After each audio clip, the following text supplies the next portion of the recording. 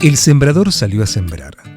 Al esparcir las semillas, algunas cayeron al borde del camino, otras cayeron en terreno pedregoso, otras cayeron entre espinas, otras cayeron en tierra buena y dieron fruto. Unas 100, otras 60 y otras 30. El que tiene oídos, que oiga. Así comienza La Semilla. Un programa en el cual tú pones la fe y Dios pone el milagro.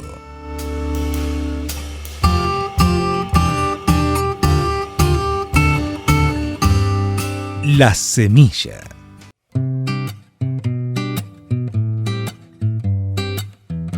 Hola, hola, hola, querida familia, ¿cómo están? Bienvenidos, pero muy buenas noches. Bienvenidos a este segundo encuentro de esta semana, hoy jueves 18 de agosto, en este programa donde sus amigos los adventistas llevan a sus hogares esta propuesta que hemos denominado como La Semilla. Y doy la bienvenida a mi compañero de ruta al Evangelio, el señor Guillermo Domínguez. Muy buenas noches, querido Miguel, buenas noches, queridos oyentes. Hoy tenemos un programa muy lindo, muy especial, porque no solo vamos a refrescar, recordar el evento que tenemos este sábado 20. Totalmente. En el marco del programa Basta de Silencio, sino que vamos a hablar en este programa con el pastor Robert Costa. Él es evangelista internacional, es el director, orador principal del programa Está Escrito. Entonces él está en Estados Unidos, vamos a tenerlo aquí en el programa, entonces es por eso que estamos tan contentos de tener este invitado especial con esta persona de tanta experiencia, a la cual le vamos a hacer muchísimas preguntas vinculadas. Es más, creo que va a quedar corto el programa, sí, de tantas preguntas. No solo con lo personal de él, obviamente, sino también con su visión acerca del mensaje que nos dejó Jesús. Es la gran comisión, será predicado el Evangelio a todo el mundo. Entonces dice, para testimonio a todas las naciones, y entonces vendrá el fin, dice.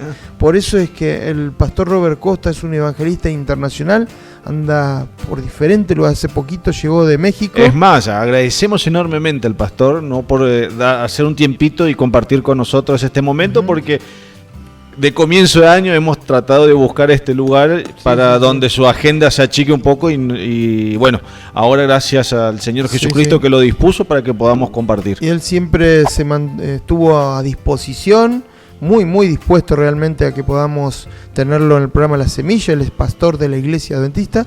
Entonces ahora, hoy jueves, podemos tener, gracias a Dios, esta entrevista con el pastor Robert Costa. Así que bueno, querida familia, vamos a ir ya, vamos a ir al bloquecito musical porque tenemos mucho material y como decíamos, tenemos la entrevista que no queremos desperdiciar nada con el pastor Robert Costa. Recordarles antes del corte, como decía el amigo Pocho, que este sábado a partir de las 17 horas tenemos el encuentro, una jornada, una charla sobre violencia de género, ¿no? Especialmente sobre violencia psicológica, donde vamos a tener la presencia del licenciado en Ciencias Penales, Ariel López, que es comisario de acá la Policía de Santa Cruz, también al licenciado en Psicología, Pablo Funes, y también a nuestro pastor distrital, el señor Jorge Molina, que nos va a estar dando la parte espiritual, licenciado en Teología, que también va a dar justamente, como decía Pocho,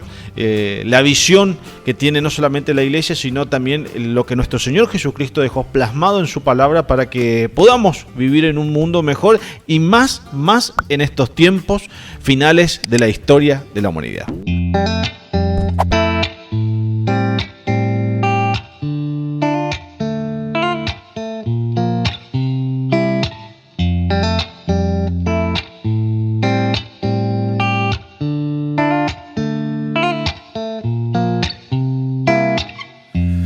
Te he estado esperando toda esta semana y qué bueno que llegaste al fin.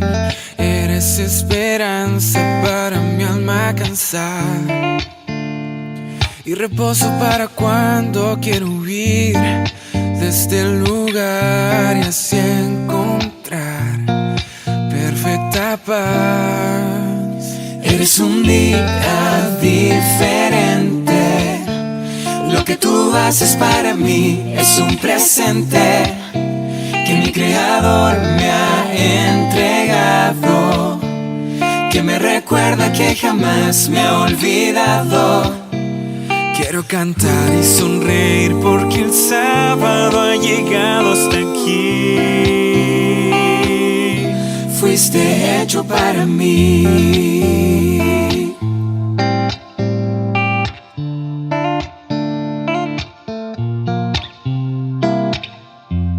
Renuevas mis fuerzas, me das vida y gracia.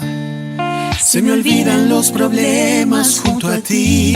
Tus horas me abrazan, me dan aquella pausa para perdonar, amar y sonreír. En ti yo voy a descansar, de verdad. Eres un día diferente, lo que tú haces para mí es un presente que mi Creador me ha entregado, que me recuerda que jamás me ha olvidado.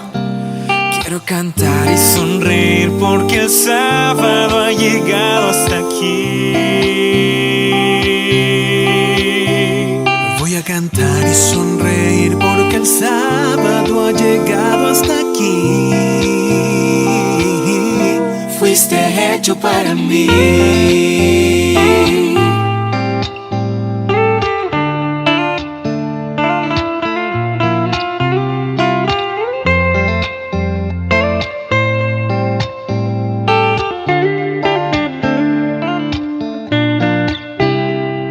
Estás escuchando La Semilla.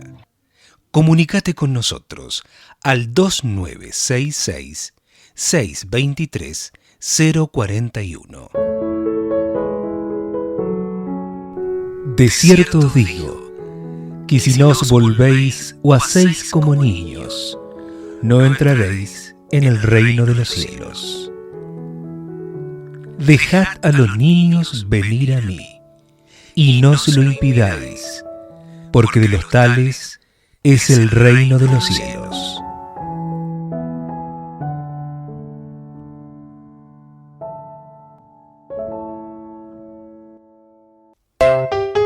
A continuación presentamos El Espacio Infantil, a cargo de la señora Mónica Funes. Hola, hola chicos, aquí estamos otra vez para contar una nueva historia bíblica. En esta oportunidad continuamos con el pueblo de Israel en su viaje por el desierto.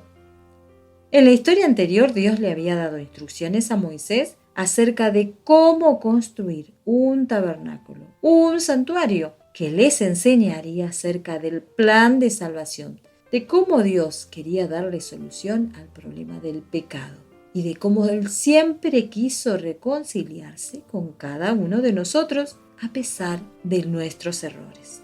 Les tomó casi 6 meses a los hijos de Israel construir el tabernáculo, y fue terminado tan solo un año después de haber dejado Egipto. Si te parece que fue demasiado tiempo, recuerda que hicieron todo el trabajo en el desierto, sin las herramientas modernas que conocemos hoy. Cuando el trabajo estuvo terminado, la gloria del Señor llenó el santuario. Todos supieron entonces que esa gran obra de amor había sido aceptada. Desde ese momento, la nube del Señor estaba sobre el santuario durante el día, y durante la noche había un fuego sobre él. Así Israel habría de saber que Dios estaba allí, que Él estaba viviendo con ellos, como lo había prometido, y que de día y de noche estaba dispuesto a perdonar a todos los que estuvieran realmente apenados por sus pecados y vinieran a Él a ofrecer el sacrificio apropiado. Un día, unas 7 semanas después que el tabernáculo había sido terminado, alguien notó que la nube se estaba levantando y moviendo. La voz se corrió por todo el campamento de que esta era la señal de que debían preparar su viaje. Enseguida los levitas comenzaron a desarmar el tabernáculo, mientras la gente empacaba sus pertenencias y desarmaba sus tiendas listos para partir. Fue un gran día. Todos estaban felices. No se habían sentido tan felices desde aquella maravillosa noche en que dejaron Egipto. Pronto estarían en Canaán, la tierra de sus sueños. Pero no resultó de esa manera. Ellos no se daban cuenta, por supuesto, pero no estaban listos para entrar en Canaán. Sus corazones no estaban bien ante Dios. Habían visto su gran milagro en el Mar Rojo. Habían oído su voz en el monte Sinaí. Habían comido su maná todos los días por muchos meses. Y sin embargo, todavía no lo amaban de corazón. Su fe en él era débil. No lejos del Sinaí comenzaron a quejarse otra vez, ahora por el maná. Estaban cansados de él. Querían comer carne. Ojalá tuviéramos carne para comer, clamaban. ¿Cómo nos viene a la memoria el pescado que comíamos gratis en Egipto? Y también comíamos pepinos, melones, puerros, cebollas y ajos. Pero ahora estamos muriendo de hambre y no se ve otra cosa que maná. Había cierta burla e ironía en sus voces cuando hablaban de este maná. A Dios no le agradó. La Biblia dice que cuando ellos se quejaron, esto desagradó al Señor. No es bueno encontrar errores o fallas en los regalos de Dios. Especialmente no debiéramos quejarnos por la comida, que realmente viene de Él. Esa actitud de queja le desagrada hoy tanto como en el desierto. Para satisfacer a la gente y a la vez enseñarle otra lección, Dios dijo que les daría carne para comer, y tanta que se cansarían de ella. Les produciría repugnancia el solo verla. Moisés se preguntaba cómo habría de ocurrir esto, y preguntó: ¿dónde hay tantas ovejas y vacas que se puedan matar y que alcance para todos? Pero Dios dijo: no, les voy a dar carne de otra manera. El Señor hizo que soplara del mar un viento que trajo muchas codornices. Las aves vinieron volando muy bajo, como 1 metro del suelo, y la gente tan solo tenía que esperarlas y atraparlas. Cientos y miles de ellas. Luego celebraron una gran fiesta, pero pagaron caro por ella. Muchos comieron demasiado, se sintieron mal y murieron. Si tan solo hubieran estado conformes con el maná de Dios, puro y saludable, esto no habría ocurrido. Cuando pasó esta triste situación, Israel se puso en marcha nuevamente y se encontraron otra vez en el desierto de Parán, por donde habían paseado camino al Sinaí.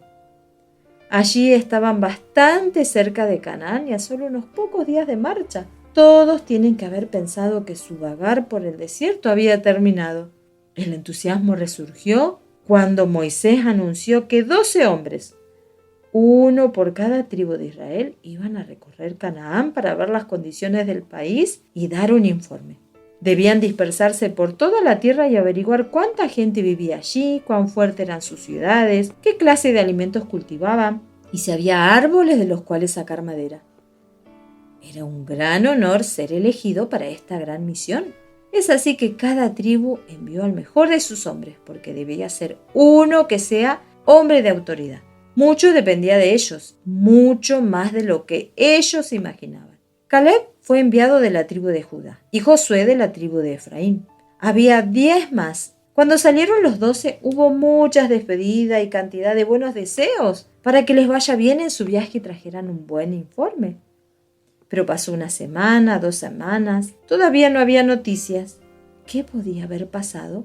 Se preguntaban si quizá los espías habían sido asesinados por los cananeos. 4 semanas, 5 semanas. ¡Cuán larga parecía la espera! Entonces, el día número 40, finalmente ellos aparecieron. Todos venían cargados con diferentes tipos de frutas. Y qué lindas se veían, sobre todo para la gente que había vivido tanto tiempo en el desierto. Lo que más llamó la atención de la gente fue un inmenso racimo de uvas, tan grande que hacía falta 2 hombres para llevarlo. Si esto era lo que producía Canaán, qué hermoso lugar tenía que ser. En cuanto a los espías, dijeron que nunca habían visto un lugar tan hermoso como ese. Muy bien, chicos, hasta aquí la historia de hoy. La semana que viene vamos a ver qué noticias trajeron estos espías que habían ido a explorar la tierra de Canaán, a la que ellos querían conquistar. Nos encontramos en el próximo programa para ver cómo continuó esta historia. ¿Será que finalmente pudieron prepararse para este último viaje? Les dejo un beso muy grande y nos encontramos en el próximo programa. Chau, chau.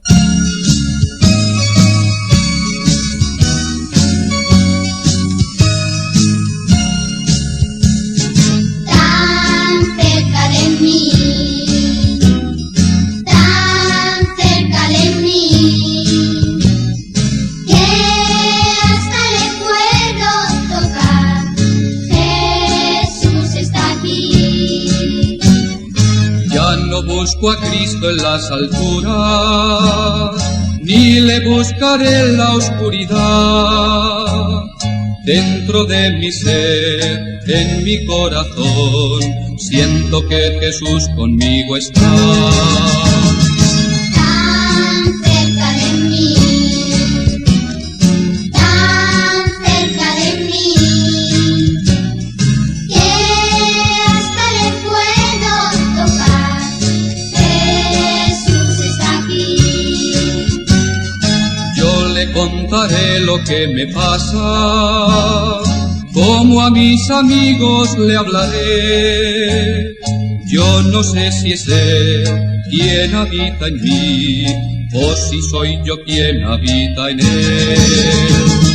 Tan cerca de mí, tan cerca de mí,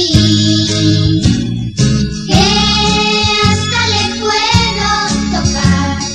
Jesús está aquí. Mírale a tu lado caminando, en las alegrías y el dolor. A tu lado va, siempre al caminar, Él es un amigo de verdad. Tan cerca de mí, tan cerca de mí, que hasta le puedo tocar. Jesús está aquí. Seguimos juntos, compartiendo La Semilla. Para mensajes, nuestro teléfono de contacto es el 2966-623-041. Una vez más, 2966-623-041. Estamos en contacto con el pastor Robert Costa. Le agradecemos muchísimo, querido pastor, por poder atendernos para el programa La Semilla, aquí desde el Calafate, la capital nacional de los glaciares, donde se encuentra el glaciar Perito Moreno. Usted nos atiende desde Estados Unidos y realmente estamos felices de poder conversar con usted. Muchísimas gracias, estimado Guillermo y Miguel, por darme esta oportunidad de participar en La Semilla, y quiero felicitarlos por esta programación tan linda que sin duda está llegando a muchas personas con un mensaje del corazón de Dios al corazón de cada persona. Muchas gracias, pastor, nuevamente, y sabemos que usted es el director y orador principal del programa Escrito Está, un programa que lleva muchísimo tiempo en la televisión, en las redes sociales. Es un programa que ha beneficiado a tantas personas a lo largo del tiempo en diferentes lugares del mundo. Sabemos que usted recorre las geografías, las diferentes geografías de este planeta para llevar el mensaje de Jesús, de su pronto regreso. Queremos felicitarlo, querido pastor, porque una persona que le dedica a Dios su vida, su ministerio personal completo, ¿no es cierto?, a la predicación del Evangelio, es algo que nos llena el corazón. Y tal vez, aunque muchas personas no lo conozcan personalmente, quiero que sepa, pastor, que usted se ha ganado en nuestro afecto, en nuestro corazón, porque realmente tantas veces lo hemos escuchado y las palabras y las formas, ¿sí? Que usted, el amor que usted le pone a su trabajo realmente es algo que lo valoramos, lo apreciamos y se nota, ¿no? Se nota en su trabajo que usted ama a Dios y ama este mensaje, ¿no? Del pronto regreso de Jesús. Muchísimas gracias por estas amables palabras, queridos amigos, compañeros.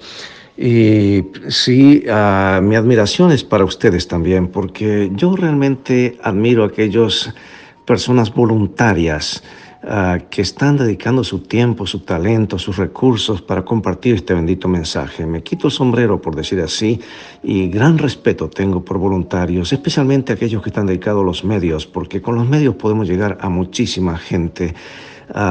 Es imposible entrar en las grandes ciudades si no es a través de los medios masivos de comunicación. Ya no se puede ir a tocar una puerta, ya es imposible entrar en ciertos edificios, ciertos apartamentos, etcétera, en ciertos vecindarios. Sin embargo, los medios llegan a cada hogar a través del teléfono, las tabletas, a través de radio, televisión, internet, etcétera. Y sí, Dios nos ha permitido trabajar en el programa Este Escrito Está ya por 27 años, en los últimos, mejor dicho, 25 años. El programa ya tiene 27 años de antigüedad. Y en los últimos 12 años he estado como voluntario del programa, director voluntario, debido a que mi responsabilidad ahora es dirigir el evangelismo a nivel mundial en nuestra iglesia. Sin embargo, seguimos conectados con el programa Escrito Está, y en este momento se están abriendo puertas maravillosas que antes ni siquiera soñábamos. Y yo pienso que al acercarnos más al fin del tiempo, más y más puertas se abrirán, porque Dios está interesado más que nadie en ver terminada su obra y que este mensaje llegue a cada corazón. Gracias, pastor, también por sus palabras hacia nosotros. Sí, es cierto, nos hacemos este programa con mucho cariño también y creemos en los medios de comunicación para que entren a los hogares en este tiempo tan difícil que nos toca vivir como sociedad. Y qué lindo las noticias, los comentarios que usted nos hace acerca de su trabajo, su tarea. Quisiéramos saber, querido pastor, sabemos que usted es aquí ya de nuestras tierras de la zona del Cono Sur. ¿Nos podría contar cuál es su país de origen, cómo se conforma su familia y cuánto tiempo hace que usted es pastor? Y bueno, si también nos quiere contar dónde estudió. Bueno, básicamente un panorama general de cómo es su vida personal, cómo ha llegado allí a Escrito Está, este prestigioso programa que lleva el mensaje de salvación alrededor del mundo. Sí, quiero enfatizar este punto justamente de las comunicaciones, cuán importante es, y realmente nos permiten estar conectados con el mundo. Y yo pienso que tenemos la mejor, por decir así, mercancía del mundo que presentar, y es un mensaje de esperanza, un mensaje de salvación a través de las redes sociales. Bien, el origen de mi familia, yo nací en Uruguay, allí estuvimos hasta la adolescencia, luego fuimos a diferentes países como Brasil, luego en Venezuela, luego regresé a Argentina a estudiar teología. Y ya desde hace más de 40 años que estamos sirviendo al Señor como pastor.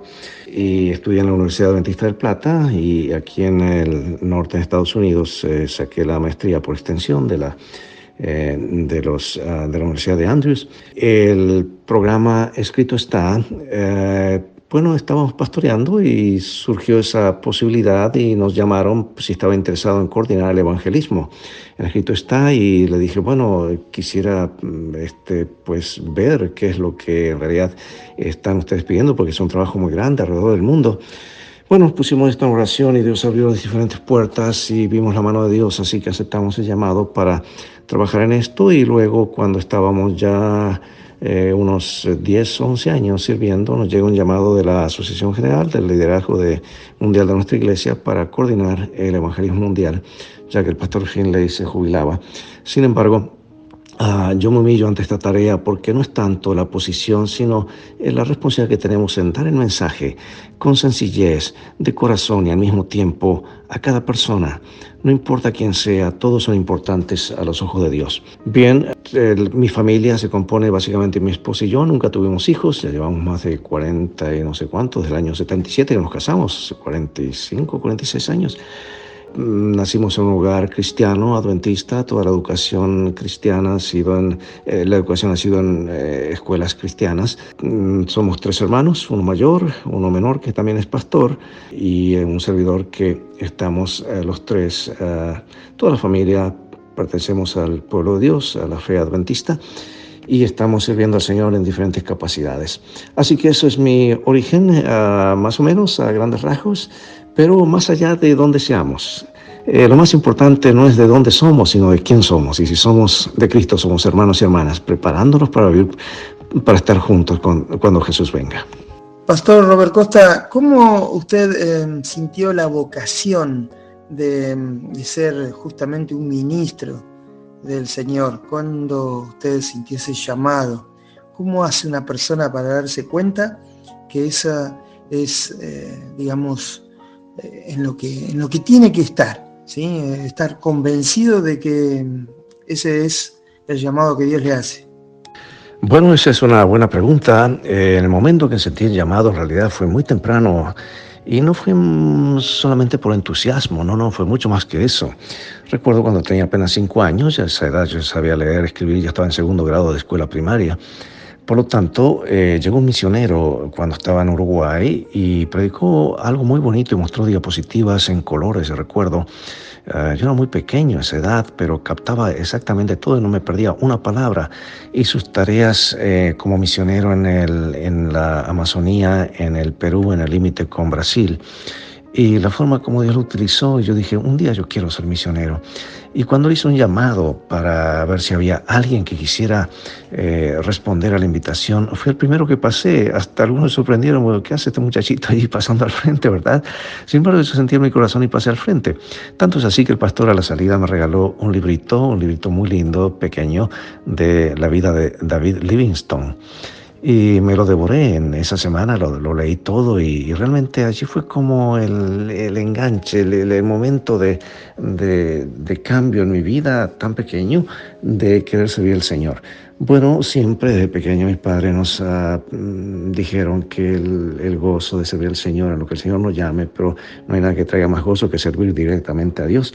Así que de temprano en mi infancia ya más o menos seguía en mi mente esa vocación. Sin embargo, después fueron pasando los años y me gustaba mucho el asunto de fotografía, cinematografía, cuando vivimos en Venezuela y estuvimos trabajando bastante en eso, hasta que nuevamente se reafirma el llamado. Digo, no, yo no puedo seguir en esto, sino que tengo que seguir, prepararme para servir al Señor.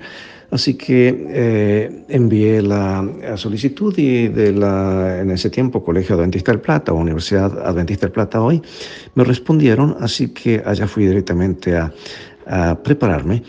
Y a través de los años se ha ido reafirmando esto de que, bueno, Dios me ha llamado para esto. Es algo que, una tarea que no merecemos, sin embargo, Dios es el que llama, habilita. No es porque uno tenga algún don o alguna preparación especial, sino es tarea del Señor. Por eso yo me gozo cada día y alabo al Señor porque, bueno, me ha permitido dedicarme más de 40 años a este trabajo tiempo completo. No es un trabajo para pasarla bien, es de mucho sacrificio, muchas veces, la mayor parte de las veces. Sin embargo, trae grandes dividendos al ver personas que están respondiendo al llamado del Señor, al mensaje de esperanza. Y hemos tenido la oportunidad de visitar prácticamente el mundo ya en varias ocasiones. Solamente me faltan 30 países para conocer. Y hemos visto en cada continente las mismas necesidades y la misma ansiedad de la gente querer saber qué va a pasar más allá. Hay esperanza para el futuro. Y aquí tenemos la oportunidad de presentar este mensaje de esperanza a tantas personas. A veces grupos pequeños, 2, 3, 5, 10, a veces 5,000, a veces 70,000 personas. Y ahora por internet, cuando tuvimos una campaña, hubieron más de 242,000 personas conectadas tan pronto como comenzó la pandemia. Y allí tuvimos una semana de temas y luego se niveló a 190,000 asistencias cada noche. O sea que hay sed, hay hambre de la palabra de Dios, y eso indica de que el regreso de Jesús está cercano. La gente está viendo que este mundo no da para mucho más y están poniendo sus ojos en algo más allá. ¿Será que hay esperanza más allá de los problemas que tenemos hoy? Y allí tenemos una luz para hacer brillar y traer esperanza a ese corazón necesitado. Qué hermosa escena esa que nos ha contado, pastor. En aquel momento, usted de haber escuchado a ese misionero. ¿Cuántas veces los misioneros que han estado en diferentes lugares del mundo han sido de inspiración para otras personas? Yo he escuchado de actuales misioneros, de actuales pastores, evangelistas, que justamente recibieron su llamado, su motivación en las palabras de algún misionero al cual escucharon con tanta atención como le pasó a ese pequeño Robert Costa en aquella oportunidad, ¿no? ¿Se habrá imaginado ese misionero que le estaba regalando un librito a ese niño que un día sería un evangelista de tiempo completo, ¿no? Como lo es usted? Qué bárbaro, ¿no? Con qué poder que tiene la influencia, ¿no? Y como bien dice usted, a lo largo del mundo, de un lado a otro, podemos ver las mismas necesidades. Sin embargo, las culturas son tan diferentes. Las mismas necesidades, pero en espacios, en ambientes culturales tan diversos. Yo me pregunto, ¿no? Y le traslado la pregunta a usted, querido pastor. ¿Cómo va a llegar el mensaje de Jesús de la segunda venida de Cristo a aquellos países tan, digamos, tan diferentes a Occidente? Estamos acostumbrados en nuestras latitudes a hablar del cristianismo, ¿no? Pero en Medio Oriente, en lugares donde básicamente las religiones son el Islam, o incluso en el lejano Oriente, donde está el budismo, el hinduismo y otras religiones, en el cual Jesús no tiene, digamos, ni siquiera una vislumbre, ¿no?, en ellos. ¿Cómo va a llegar el mensaje del advenimiento en ese tipo de cultura? ¿Cuál es su opinión? Es una importantísima pregunta, estimado. Mira, el asunto de la predicación del Evangelio de todo el mundo va a terminarse, va a ocurrir y va a terminar de una forma gloriosa. Jesús lo dice claramente, Jesús siempre dice la verdad. En Apocalipsis 18 nos habla de ese gran final donde la tierra será iluminada con la gloria de Dios. No hay duda que el mensaje ha de llegar a cada persona. Y yo pienso que en este sentido los medios de comunicación son como la fuerza aérea en esta batalla contra el mal. El que tiene la fuerza aérea tiene la gran ventaja de dejar caer las bombas, prepara el terreno para que luego la infantería haga el resto del trabajo. Es más, un joven me dijo en un campamento: pastor, finalmente descubrí quiénes son los tres ángeles, Apocalipsis 14. Dije, no descubriste nada, ya sabemos, es el pueblo de Dios, que va a todo el mundo, representa con tres mensajes. Y no, acabo de descubrir. Y me despertó la curiosidad y le digo, bueno, ¿cuáles son los tres ángeles? Y dice, bueno, los tres ángeles, Apocalipsis 14, son la radio, la televisión y el internet. Bueno, me eché a reír por un rato y juntos nos reímos y por supuesto una buena ocurrencia. Sin embargo, mirando la realidad, no estaba muy lejos de lo que en realidad está pasando en el mundo, porque son los medios de comunicación que están llegando a millones. Y cuanto más hay crisis, la gente, especialmente en Medio Oriente y Asia, se están preguntando, ¿será que hay algo que ofrece el cristianismo? ¿Será que hay algo más allá de los problemas de esta vida? Pero aún así me pongo a pensar, los desafíos que hay son increíbles. Cuando miramos con nuestras lentes occidentales, aquí Occidente, bueno, el mundo es cristiano, la gente cree en Dios, en la Biblia, demás, y estamos avanzando en la predicación. Pero ¿qué en cuanto al Oriente? Jesús no va a regresar hasta que cada persona no haya tenido la oportunidad de hacer su decisión. Y por eso la predicación del Evangelio, ¿cómo irán sin haber quien les predique? ¿Cómo tener esa esperanza sin haber quien les anuncie? Para que tengas una idea, cuando estaba en India, me estaba diciendo uno de los líderes en la India, dice, pastor, el día que terminemos la predicación en India es cuando Jesús va a regresar. Y le digo, bueno, ¿y por qué estás tan seguro? Que hay otros países también que tienen muchos habitantes. De paso, India va a ser el país más poblado en esta década, más que la misma China. Y me dice, ponte a pensar lo siguiente, dice, en India solamente se hablan 1.652 idiomas y dialectos. 1652. Y cuando estuve investigando eso a través de internet, es cierto, hay varios idiomas principales y apenas estamos llegando a 42 idiomas en la India. Algo sobrenatural tiene que ocurrir. Y aquí va el punto. Si algo sobrenatural no ocurre, no sé, estaremos aquí por mucho, mucho tiempo más. La población del mundo sigue creciendo, sigue aumentando. Ahora, ¿cómo hacer para finalizar la predicación? Bueno, si vamos a la Escritura, vemos que algo ocurrió en el primer siglo, algo milagroso ocurrió. Los discípulos se reunieron y estuvieron 10 días reunidos orando, limando las asperezas entre unos y otros, pidiendo que el Espíritu Santo sea derramado, porque la promesa de Jesús fue: recibiréis poder cuando haya venido sobre vosotros el Espíritu Santo, me seréis testigos en Jerusalén, Samaria, Judea, hasta lo último de la tierra. Y Jesús le había dado previamente la gran comisión: vayan a todo el mundo, a toda nación, predican todas las cosas. Enséñenle todas las cosas, yo estoy con vosotros todos los días, vayan en todo mi poder, en toda mi autoridad. Y los discípulos tomaron esto muy en serio, pero por eso el hecho de ir a predicar a todo el mundo es un acto de fe, en creer que Dios nos dice y Dios va a cumplir. Pero esto no ocurrió hasta que el Espíritu Santo fue derramado. Les dio la gran promesa, pero también les dio la gran comisión, pero les dio la gran promesa: recibiréis poder cuando haya venido sobre vosotros el Espíritu Santo. ¿Y qué ocurrió? El Espíritu Santo descendió, dice la Escritura, el libro de los Hechos, como lenguas de fuego, y comenzaron a hablar idiomas. Antes no sabían hablar más que su propio idioma, tal vez 1 o 2 idiomas, pero ahora hasta 14 idiomas diferentes son mencionados allí en el libro de Hechos, que las personas escuchaban en su propia lengua. Así que el Espíritu Santo hizo la diferencia. Y esos salieron los discípulos. No tenían iglesia, no tenían coches, no tenían internet, no tenían radios, no tenían dinero, no tenían nada de lo que tenemos hoy. Sin embargo, llenos del Espíritu Santo, en poco tiempo, en pocos años, sacudieron al mundo. Vamos a decir así, lo pusieron al mundo de cabeza. Sin nada de lo que tenemos hoy. Por eso para mí lo más importante no es tanto el equipo, las estrategias o los métodos, sino quién nos posee a nosotros. Eso ocurrió en el primer siglo y ocurrirá en el último siglo. Yo estoy anticipando el día cuando, estoy visualizando el día cuando los medios de comunicación se fusionen con el poder del Espíritu Santo. Algo y vidas entregadas al Señor. Algo grandísimo va a ocurrir. Ponte a pensar, Argentina, ¿cuántos millones? Son muchos millones de personas. ¿Cuántos? 40, 45. No me fijé últimamente el censo. Supongamos que hay en Argentina solamente un 10% de personas sinceras. Yo pienso que hay mucho más. ¿Pero cuánto sería el 10%, digamos, de 40 millones? Es mucha gente. Dios tiene millones de personas sinceras en cada lugar. Y Dios va a actuar de una forma sobrenatural en diferentes lugares. Por eso mi consejo a cada uno que me hace esta pregunta o que está involucrado en la obra del Señor: sean fieles.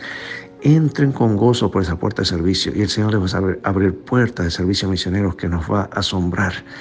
Y te cuento rapidito lo que ocurrió con el programa Escrito Está. Cuando nos dijeron en el sistema TVN Enlace o Enlace Plus, que está ahora Enlace Más, que es el canal o el sistema de comunicaciones más grande que tiene el mundo religioso en este momento, que llega prácticamente al mundo entero. No hay un país que quede exento. Ellos dijeron, miren, si ustedes colocan alguna de sus verdades distintivas, el sábado, la ley de Dios, el estado de los muertos, los cortamos. Y bueno, por años estuvimos grabando y predicando más de lo mismo, del amor de Dios, de temas generales, y hasta creo que le estamos haciendo un favor, porque le estamos trayendo muchos televidentes. Y finalmente dije, bueno, vamos a presentar nuestro mensaje, porque no podemos dejar de predicar todas las cosas. Si presentamos solamente parte del mensaje, es presentar un mensaje recortado. Eso es mentir a las personas, no decir toda la verdad. Así que presentamos un tema que ellos dijeron que ese no iba a funcionar, y sí los cortaron. Pero ahora el público comenzó a reaccionar. Y el público ahora pidiendo qué pasó con el programa, nos gusta ver ese programa. Así que tuvieron que regresar el programa, colocarlo en el aire otra vez, pero ahora bajo nuestros términos. Bueno, las cosas han avanzado y hace un par de años nos sorprendieron pidiendo, por favor, nos permiten colocar el programa en diferentes idiomas.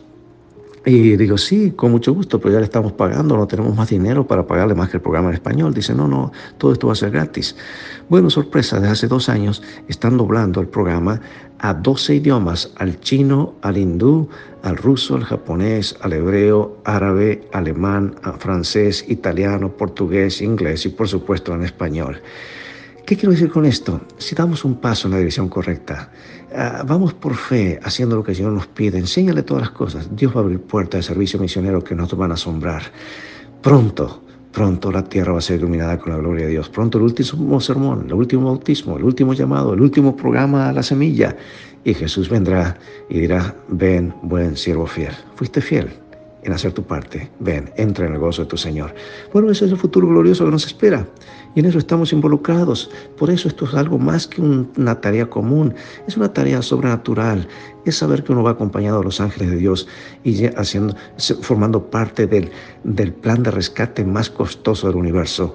El plan de rescate que pronto ha de ser culminado. Qué privilegio, qué responsabilidad.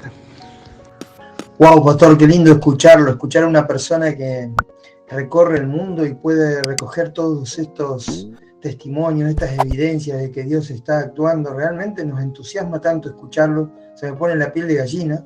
Qué bárbaro, ¿no? Qué tarea y qué responsabilidad, como usted dice, llevar el mensaje que tenemos, no solo el mensaje bíblico en general, sino el mensaje particular que tiene la palabra de Dios y que Dios en su amor le ha confiado a este pueblo, el pueblo adventista, un pueblo que responde a un llamado profético, ¿no? Estamos convencidos, seguros de que el pueblo que Dios levantó para el tiempo del fin es el pueblo adventista. Humildemente lo decimos porque así está escrito, como es el nombre de su, por tantos años el ministerio que usted llevó adelante. Estamos hablando con el pastor Robert Costa, para los que recién llegan al dial, a sintonizarnos. El pastor Robert Costa es pastor obviamente de la Iglesia Adventista del Séptimo Día. Él se encuentra en Estados Unidos y bueno, es un evangelista internacional. Queremos consultarle, pastor, gracias de nuevo por su tiempo, porque podemos ir avanzando en esta entrevista. Queremos preguntarle si hay algún lugar más, dos preguntas serían. Si hay un lugar en el mundo o en alguna región mucho más receptiva por allí, que receptiva al mensaje, ¿no? A la entrega a Jesús. Si hay un lugar más receptivo que tal vez nuestras latitudes occidentales, y si nos puede contar, bueno, ya nos ha contado algunos hechos asombrosos, pero si nos pueden contar alguna anécdota singular de tanto que han dado, tal vez tienen muchas, ¿no? Pero esas cosas increíbles que si no te las cuenta el protagonista parecen difíciles de creer. ¿Será que puede compartirnos algo de eso?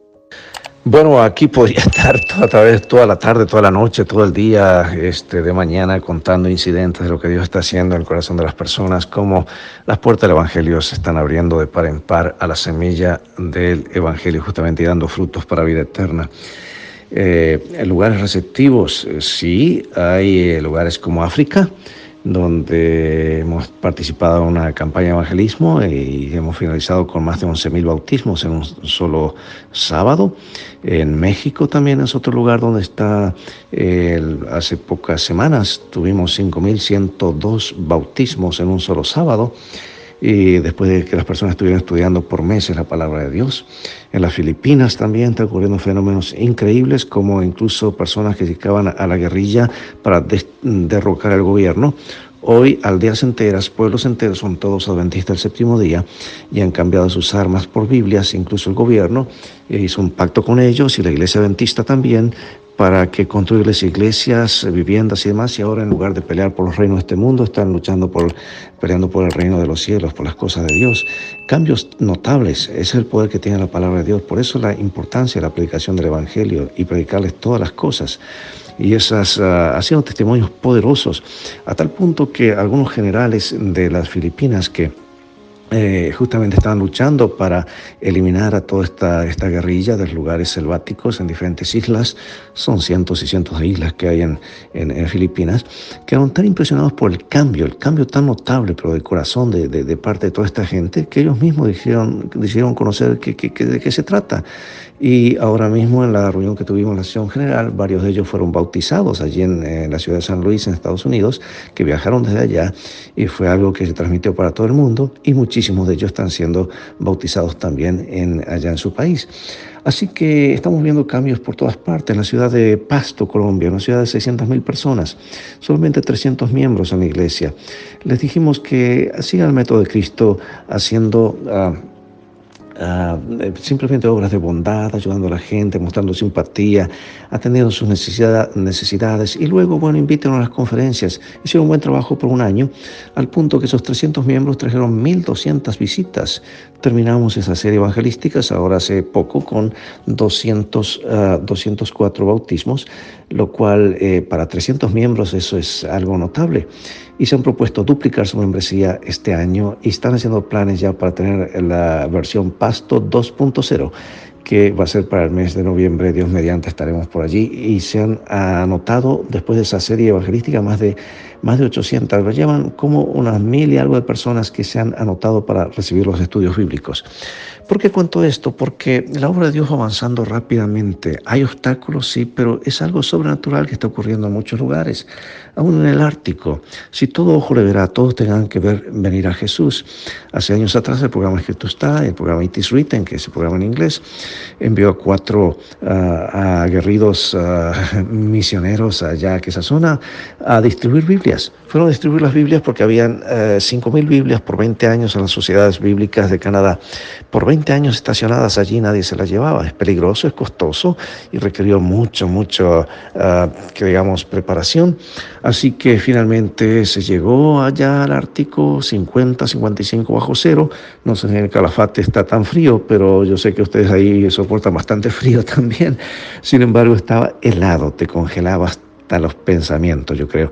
Bueno, el asunto fue que se distribuyeron las Biblias. Hay personas que han aceptado a Jesús en el Ártico y está habiendo bautismos en el Ártico. ¿Y cómo se bautizan? Cortan el hielo, así como hacen los pescadores, abren un hoyo, un agujero. El pastor no se mete al agua porque no hay agua caliente, así que lo que hacen es simplemente amarrarle una cuerda, una soga al candidato, piden la bendición, la fórmula, lo sumergen y sale congelado, pero sale un hijo de Dios. ¿Qué quiero decir con esto? El Evangelio a todo el mundo, entonces vendrá Jesús. Hay muchos incidentes interesantísimos. Ahora que estamos en las campañas en Bolivia, por ejemplo, donde más de 35,000 personas estudiando la Biblia, y cuando llegamos en Semana Santa de este año, hace pocas semanas atrás, ¿verdad?, el mes de abril, allí comenzamos en el estadio más alto del mundo, el estadio de La Paz, en las afueras de La Paz, en el Alto, que le llaman, 4,300 metros de altura. Estuvo no nevando, pero cayendo hielo, así que ahí teníamos unas 20,000 personas, un coro gigantesco de 2,000 personas, 70 bautisterios en forma de cruz en el medio del estadio, y allí se trajo un camión con agua caliente de las termas de cierto lugar, salió a las 4 de la mañana y se llenaron los bautisterios con agua tibia, y allí miles y miles de personas fueron bautizadas. En total, no es en el estadio, pero en toda Bolivia, más de 8,000 personas durante ese fin de semana, Semana Santa. Así que incluso en el ateo Uruguay, un lugar tan difícil, tuvimos una caravana evangelística y vimos 23 personas entregándose a Jesús. Hay lugares más receptivos, otros lugares son un poco más refractarios, pero yo quiero decir esto, que en cada lugar donde he estado, en cada país, ya sea en Europa, en Asia, en Medio Oriente, en China, en diferentes lugares, la gente ha respondido de la misma manera a la predicación del Evangelio. Ahí en Italia, por ejemplo, un lugar muy difícil, sin embargo, después de una campaña a 10 cuadras de donde está el Vaticano, ahí tuvimos una campaña de evangelismo en 3-4 idiomas, y para gloria de Dios se bautizaron 23 personas. personas. O sea, el poder está en la palabra de Dios, no tanto en métodos, equipos, y no hay lugar duro, porque en todos lugares hay corazones que están en búsqueda del Señor, y Dios está preparando esos corazones para la gran cosecha final. En fin, hay muchas historias más, pero quería comentarles esta simplemente de paso para motivarnos a involucrarnos como nunca antes en esta que es la tarea que durará por la eternidad, la tarea que aún los ángeles quieren hacer, pero que Dios nos ha encomendado para que vayamos con su poder. Y al ir a hacer este trabajo no estamos solos. Si nuestros ojos fuesen abiertos, veríamos mensajeros celestiales, ángeles del Señor que van a nuestro lado, guiándonos.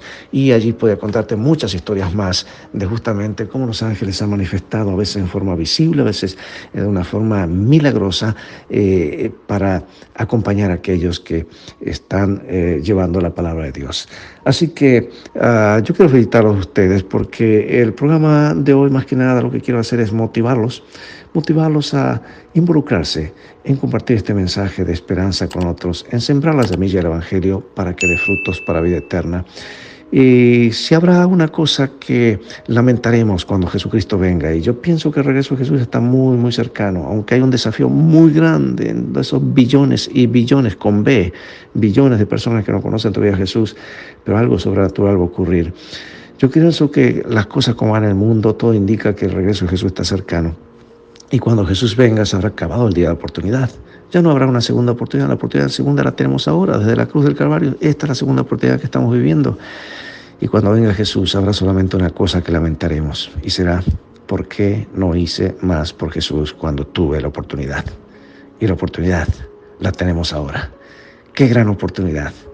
Cuando el mundo está cautivo, cuando un virus detuvo el mundo, la gente preguntándose, ¿hay esperanza? Ahí teníamos un público cautivo en sus hogares, con grandes interrogantes, y el mensaje de la palabra de Dios traía no solamente consuelo, sino una esperanza segura de prepararse para lo que viene.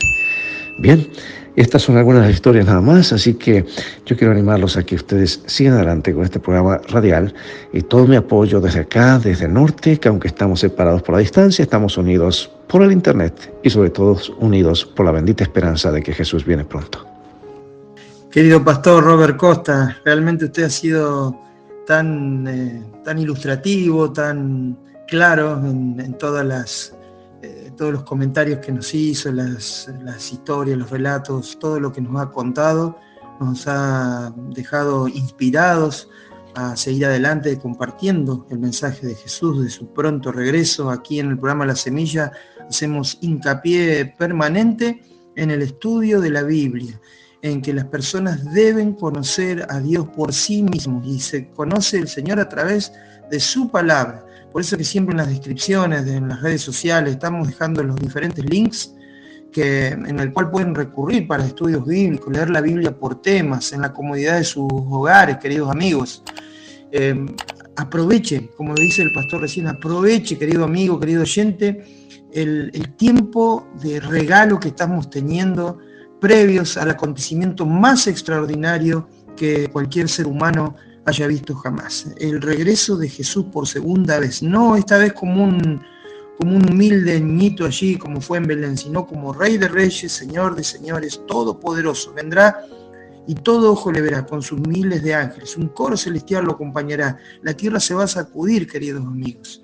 Esta es la bendita esperanza, el mensaje que hay en la palabra de Dios, clarísimo, desde el principio hasta el final. La Biblia está atravesada por esta maravillosa promesa, el regreso de Jesús a la tierra y la solución al problema de la humanidad, el problema del sufrimiento, del dolor, de la muerte.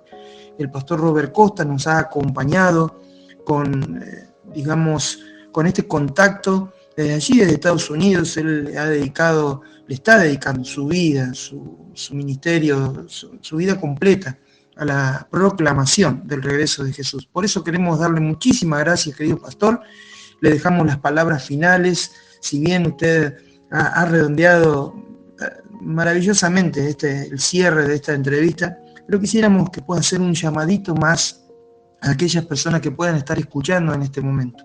Un llamado más, un llamado a la entrega, un llamado a conocer al Señor, un llamado a prepararse para el regreso de Jesús. Por favor, pastor, si usted pudiera dirigir las últimas palabras de esta entrevista. Bien, agradecido soy yo por haberme invitado a participar en este programa tan lindo de La Semilla, y quiero animarlos y felicitarlos a ustedes, los que están llevando adelante esta programación, Guillermo, Miguel, Pastor Molina, y en fin, todos aquellos que están apoyando en sus oraciones y también con sus recursos para que este programa siga adelante. Mis últimas palabras serían las siguientes.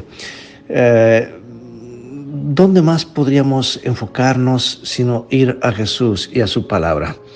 Jesús terminó una parábola contando, mejor dicho, el Sermón del Monte, contando una parábola que dos edificadores edificaron, uno sobre la roca, otro sobre la arena. Y vino la tempestad, la tormenta, y el que edificó sobre la roca, su edificio permaneció.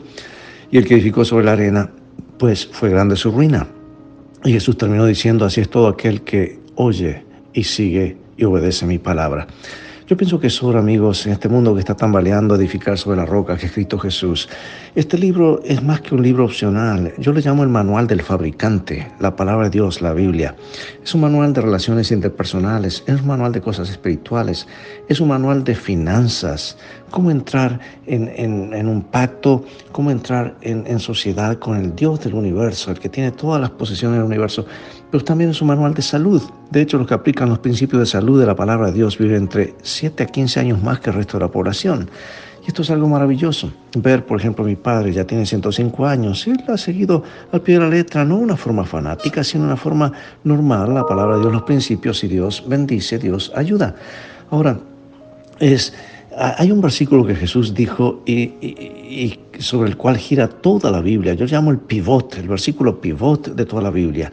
Y es parte de la oración de Jesús y es por sus discípulos y por nosotros, y está en San Juan 17:3. Esta es la vida eterna, que te conozcan a ti, el único Dios verdadero, y a Jesucristo a quien has enviado. La vida eterna, amigos, es más que una doctrina, es más que un concepto teológico, es una persona, es Jesús, es Dios. Y si anhelamos vida eterna, tenemos que conocer a Dios, y no hay otra manera si no es por este bendito manual, la palabra de Dios. Yo le llamo el manual del fabricante. Y Él desea grabar sus principios en nuestra mente y en nuestro corazón para que nunca más se borren, porque su palabra permanece para siempre. Dios permita que la semilla del Evangelio, ustedes sigan sembrando, y la semilla del Evangelio, como Jesús contó en la parábola, siga cayendo, y sobre todo que caiga en terrenos fértiles para que dé fruto para vida eterna en corazones que están dispuestos a escuchar, obedecer a Jesús y seguirle. Este mundo no le queda mucho tiempo más, amigos. Está condenado. Tiene 0% posibilidad de continuar mucho tiempo más. Yo viajo mucho en avión, y si me anuncian en el aeropuerto: señores pasajeros, en un momento más estaremos abordando un vuelo tal y tal desde Ezeiza hasta Bogotá. Pero queremos anunciarles que este vuelo tiene el 30% de posibilidad de llegar a destino. Bienvenidos a bordo. ¿Te subirías a ese avión? Yo ni que me digan 99% me subo. ¿Por qué? Porque, bueno, este mundo en el cual vamos, amigos, no tiene mínimo chance de continuar mucho tiempo más. Tiene 0% de posibilidad. Y tú y yo hemos sido llamados a prepararnos para el mundo nuevo que Jesús viene a instaurar, viene a cerrar el paréntesis. Y ese es el mensaje de esperanza de la palabra. Ve a la palabra, involúcrate, anótate en un curso bíblico gratuito, sin ningún compromiso. Y entonces podrás decir: ¿por qué no comencé antes? Dios te bendiga y te guarde, y recuerda, tú vales mucho para Jesús. Él te ama más de lo que puedes imaginar. Y en el viaje de la vida, en el cual todos vamos, las cosas van a terminar bien si hacemos de los principios de la Biblia nuestro GPS y a Jesús como nuestro guía. Maranatá, Dios te bendiga.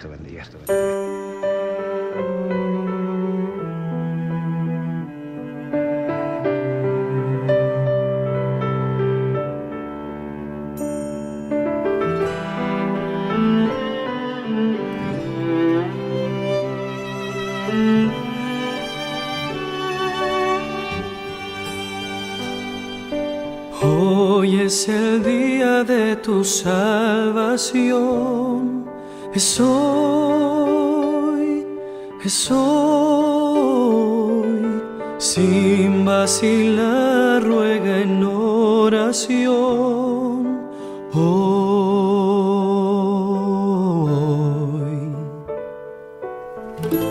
Cristo te oye, está cerca, aunque errante estés. Hoy es el día de tu salvación. Deja que te limpie Él. Bien, querida familia, hemos llegado al final de este programa, ya estamos ahí sobre la hora. Agradecemos enormemente al pastor Robert Costa, que nos ha permitido llevar adelante esta entrevista con él. Sabemos que es un hombre muy ocupado, pero lo agradecemos enormemente. Es el que está a cargo de llevar adelante todo lo que es el evangelismo internacional de parte de la Iglesia Adventista del Séptimo Día.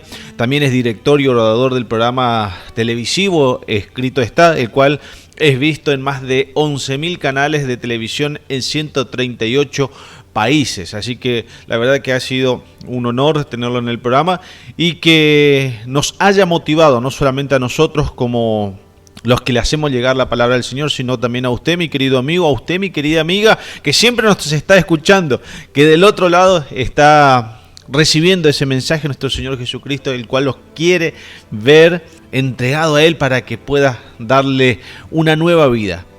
En recibir al Señor Jesucristo no es cambiar de religión. Recibir al Señor Jesucristo es cambiar de vida. Dejar esa vida de dolor, de pecado, sufrimiento, derrota, una vida de victoria, alegría, gozo y esperanza de que pronto vamos a estar en una nueva tierra. Gracias, querida familia, por compartir con nosotros por la 103.1 FM Nash, acá en la localidad del Calafate, provincia de Santa Cruz, República Argentina. Nos encontramos el sábado, acuérdense, a las 11 de la mañana tenemos el encuentro en la Iglesia Adventista a partir de las 11 con el pastor Jorge Molina, Pocho, Moni, Julio, Amelia, Ivana. De paso, voy a mandar un saludo enorme a Analí Mendieta, que estuvo cumpliendo años el 17, y Amelia, sé que estuvieron cumpliendo años, así que un fuerte abrazo. Saben lo que le queremos, que lo apreciamos, así que seguramente el sábado en esa fiesta que vamos a tener ahí recibiendo ese día del Señor, y después a la tarde también vamos a compartir algo bonito. El sábado a la tarde, acuérdense, a partir de las 5 de la tarde en calle 116, el número 1625, vamos a tener la jornada de concientización sobre violencia psicológica. Basta de silencio, donde vamos a tener la presencia de Ariel López, licenciado en Ciencias Penales. Vamos a tener la presencia de Pablo Funes, licenciado en Psicología. Vamos a tener también la presencia de Oscar Verón, mi gran amigo el señor Oscar Verón, que es el licenciado en Comunicación. Y también, para finalizar, vamos a tener la presencia del pastor Jorge Molina, licenciado en Teología, donde vamos a tener un hermoso, gran encuentro ahí todos en familia y compartiendo justamente este tema tan actual que hoy lo podemos llevar a sus manos, esa herramienta que necesitan para que podamos afrontar y llevar a decir justamente basta de silencio. Gracias, querida familia, se nos terminó el tiempo. Nos encontramos el martes próximo a partir de las 20 horas en este programa donde tú pones la fe y Dios pone el milagro. Una bendecida noche, mi querida familia. Ya Cristo viene, oh, aleluya. Viene, si viene mi Cristo en gloria, Oh, aleluya. viene, si viene el Rey en las nubes, Oh, aleluya. para buscar a su pueblo ya viene, A buscar ya viene su grey. aleluya, Viene en gloria y luz. aleluya, Viene con majestad. aleluya, Viene, si viene nuestro nuestro Señor, Rey. Viene en gloria y luz. aleluya, Viene con majestad. Aleluya. Viene con gran poder. Ya Cristo viene, oh, aleluya. viene, si viene mi Cristo en gloria, Oh, aleluya. viene, si viene el Rey en las nubes, Oh, aleluya. para buscar a su pueblo ya viene, A buscar ya viene su grey. aleluya, Viene en gloria y luz. aleluya, Viene con majestad. Aleluya. Viene, si viene nuestro nuestro Señor. Rey. Aleluya. Viene en gloria y luz. aleluya, Viene viene con majestad, aleluya, viene con gran poder. Aleluya, viene en gloria y luz. Aleluya, viene con majestad.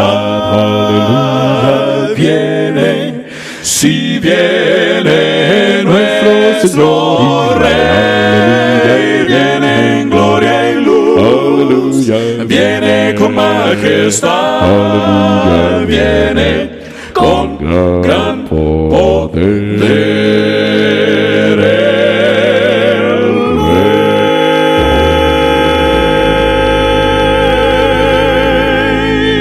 Estás escuchando La Semilla. Desde tiempos muy antiguos, los testigos siempre han sido claves para algunos asuntos muy importantes. En el pueblo de Israel, por ejemplo, los testigos cumplían una función importante para asuntos legales o para alguna celebración. Por lo menos 2 testigos eran necesarios. Tomando aquella base, hoy encontramos en el libro de Apocalipsis 2 testigos mártires que resucitan. Esto parece una película. ¿Cómo 2 testigos que mueren pueden resucitar? ¿Acaso la resurrección está reservada solamente para cuando Cristo regresa? ¿De qué testigos habla y de qué resurrección o a qué resurrección se refiere? Bienvenido, está comenzando Biblia Fácil Apocalipsis. Qué alegría tenerte una vez más allí, o gracias por permitirnos ingresar a tu hogar, allí junto a toda la familia que está reunida, o probablemente tú estés solo viendo este programa. Nos alegra mucho saber de que tienes ese interés especial de poder conocer más acerca de la palabra de Dios. Y Dios revela su palabra a aquel que tiene ese deseo. El Espíritu Santo siempre está allí buscando personas sinceras, personas que quieren comprender algo que pueda favorecer a su vida o algo para cambiar su vida. Y esa es la razón por la cual nosotros estamos aquí, para juntos abrir la Biblia y dejarnos enseñar por Dios. Y como cada semana nosotros pedimos la ayuda del Espíritu Santo para que sea Él quien pueda hablarnos a través de su palabra. Bienvenido, gracias por acompañarnos. Bienvenidos también a todo el grupo que estamos aquí, cada día, cada semana, investigando el libro de Apocalipsis. Llegamos ya casi a la mitad del libro. Hoy vamos al capítulo 11 del libro de Apocalipsis. Vamos a abrir la Biblia todos, ahí en el capítulo 11, y allí vamos a resolver una de las preguntas que nos intrigan tanto, y fue la pregunta del inicio de este programa. ¿Quiénes son los 2 testigos? Vamos a hacer una oración, luego vamos a leer esta parte de la Biblia.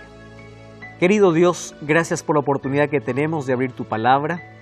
Gracias también por la sinceridad de tantas personas que están viendo este programa. Están en busca de una verdad. Gracias porque tu Santo Espíritu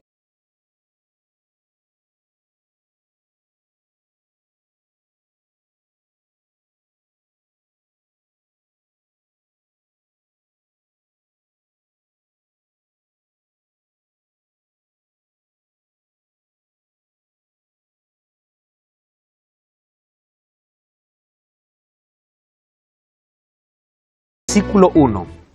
Entonces me fue dada una caña semejante a una vara para medir, y me dijo, levántate y mide el templo de Dios y el altar a los que adoran en él. Pero el patio que está afuera, déjalo, no lo midas, porque ha sido entregado a los gentiles. Hablando de los gentiles, dice, ellos hollarán la ciudad santa 42 meses. Y allí dice, ordenaré a mis 2 testigos que profeticen por 1260 días, vestidos con ropas ásperas. Muy bien, ¿en qué contexto se coloca a los 2 testigos? En un contexto de medición del templo. Es interesante ver de que la palabra medir en la Biblia significa evaluar o juzgar. No es la primera vez que aparece aquí la medición de un templo. Dios ya al profeta Ezequiel le había dado la misma orden hay 2 capítulos en Ezequiel, que es el capítulo 40, o capítulo 40 al 42, donde habla Dios al profeta y le dice, anda y mide el templo. Ahora fíjense una cosa, todo templo o toda construcción se mide antes, ¿verdad? Nunca se mide después. Antes de construir es la medición. Cuando ya está construido y te pregunta cuánto mide, no dice, voy a medir para ver cuánto mide. No, uno ya sabe cuánto mide porque para construir tuvo que haber una medida. Entonces, esta medida no es literal, sino es simbólica. Cuando Dios manda al profeta Ezequiel a medir el templo, lo está hablando en una situación de restauración del templo. El templo había sido demolido, había sido quebrado por la apostasía o por la rebeldía del pueblo. Ahora Dios está diciendo, anda, mide el templo porque voy a reconstruir ese templo. En otras palabras, quiero no solamente reconstruir el templo, sino reconstruir la relación perdida que tuve con este pueblo. Entonces allí le manda a medir, solo que Ezequiel le dice, mide el templo, el altar de sacrificios y mide la gente. Aquí a Juan dice, entonces se me fue dada una caña de medir y una vara de medir y me dijo, levántate y mide el templo, el altar y los que adoran. La misma orden. Ahora, ¿qué templo está midiendo Juan? ¿O qué templo va a medir? Si bien es cierto en el libro de Apocalipsis, el templo es la morada de Dios, donde está el trono de Dios, donde está el gobierno de Dios y es el centro de todas las actividades divinas, es decir, ahí en el templo se plantean todas las decisiones con respecto a la tierra o respecto a la salvación del ser humano. La medición de este templo involucra un juicio. Dice, mide el templo, pero especialmente dice, mira, el templo, el altar y los que adoran. 3 cosas importantes. Entonces, aquí vamos a descubrir algo interesante. No le manda a medir aquí de manera literal las paredes del templo, sino a todos los que congregan en el templo, a todos los que adoran en el altar. Es decir, a todo aquel que dice ser cristiano o aquel que dice tener a Dios, porque finalmente nosotros nos convertimos en un templo de Dios. Mide el templo, no de manera literal, mide el templo humano, mira al ser humano que dice que adora. Porque fíjense, hoy todo el mundo puede decir que adora a Dios. Hay pocos, incluso hay una iglesia en Estados Unidos que se declara la iglesia de Satanás, que son unos cuantos que dicen yo adoro al diablo, ¿verdad? Pero todos los demás, con excepción de los ateos y escépticos, dicen adorar a Dios. Adoro a mi manera, pero adoro a Dios. Yo amo a Dios, yo soy cristiano porque creo en Dios. Entonces aquí dice el profeta, quiero que midas porque no todo el que dice ser es. Esto es un juicio no para todos, sino solamente para los adoradores. Ahora, ¿por qué necesitan ser adorados? ¿O por qué necesitan ser medidos? La medición está relacionada con el sellamiento.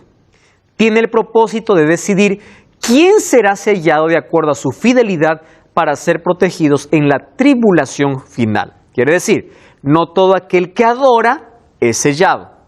Porque alguien puede decir, yo adoro a Dios, pero lo hago a mi manera, como la ofrenda de Caín.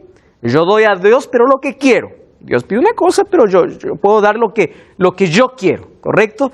Ahora, una cosa interesante que allí manda el ángel dice, excluye el atrio. No midas al atrio. ¿Qué era el atrio? El atrio era el lugar que estaba fuera del templo, por supuesto, y allí los judíos permitían adorar a los gentiles. ¿Quiénes eran los gentiles? Aquellos que no pertenecían al linaje judío. Ellos no podían entrar al templo, ellos podían adorar solamente en el atrio, afuera. Y le dice, no mires a los que están afuera. Ahora, ¿está hablando acerca de los gentiles? Claro que no. Aquí la palabra gentil está refiriéndose a las fuerzas hostiles al pueblo de Dios, aquellos que están en contraste con los adoradores de Dios. Es decir, está usando la palabra gentil de manera simbólica. Aquí están los que dicen ser cristianos y aquí están los que no son cristianos, los adoradores y los gentiles. No está hablando de judíos y gentiles literalmente. Ahora, versículo 3 y 4 dice así: y otorgaré autoridad a mis 2 testigos, y ellos profetizarán por 1260 días, vestidos de cilicio. Estos 2 testigos, luego dice el versículo 4, 11 versículo 4, estos 2 testigos son 2 olivos, los 2 candelabros que están de pie delante del Dios de la tierra. Una imagen también tomada del libro de Zacarías. Ahora, ¿quiénes son esos 2 testigos? La Biblia menciona algunos textos para que nosotros podamos llegar a una conclusión. Vamos al libro de Lucas primero, ¿está bien? Lucas capítulo 24, versículo 25 al versículo 27. Lucas capítulo 24, versículo 25 al 27. Dice así. Aquí está hablando en el contexto cuando Jesús estaba yendo con los 2 hombres que iban para Emaús. Versículo 25 dice así: Él les dijo: insensatos y tardos de corazón para creer en todo lo que los profetas han dicho. No era necesario que Cristo padeciera de estas cosas y que entrara en su gloria. Y dice así: y comenzando desde Moisés y siguiendo por todos los profetas, les declaraba en todas las escrituras lo que él decía.